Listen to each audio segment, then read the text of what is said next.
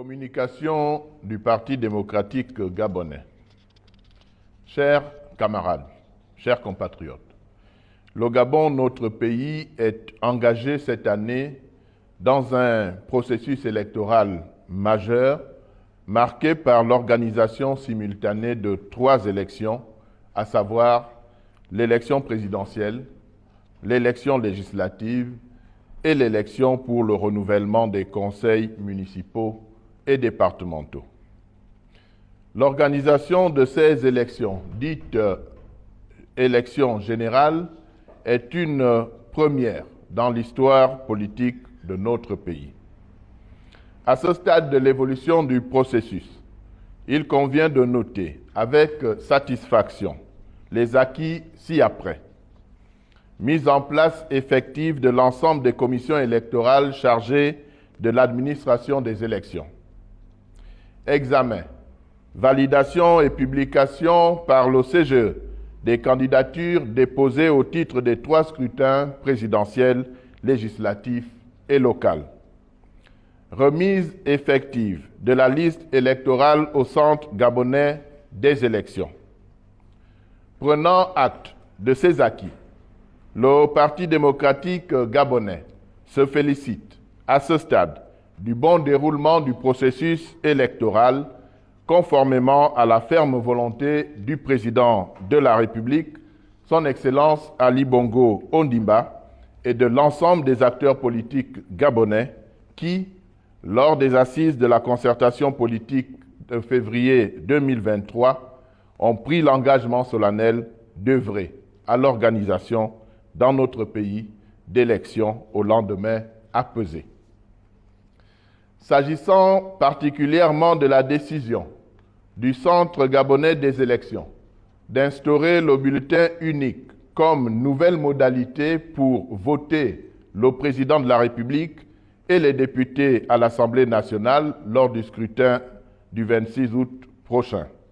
Le Parti démocratique gabonais prend acte de cette décision, adoptée conformément aux dispositions pertinentes de la loi numéro 796 du 12 mars 1996 portant dispositions communes à toutes les élections politiques modifiées. Cette décision, au regard des contraintes que requiert l'organisation des élections générales, permet, entre autres, une simplification des opérations de votation et, conséquemment, un important gain de temps pour une meilleure gestion des flux dans les bureaux et centres de vote. De même, cette nouvelle modalité devrait permettre de minimiser au maximum les risques d'erreurs de manipulation de bulletins de vote, très souvent à l'origine du nombre significatif des votes nuls.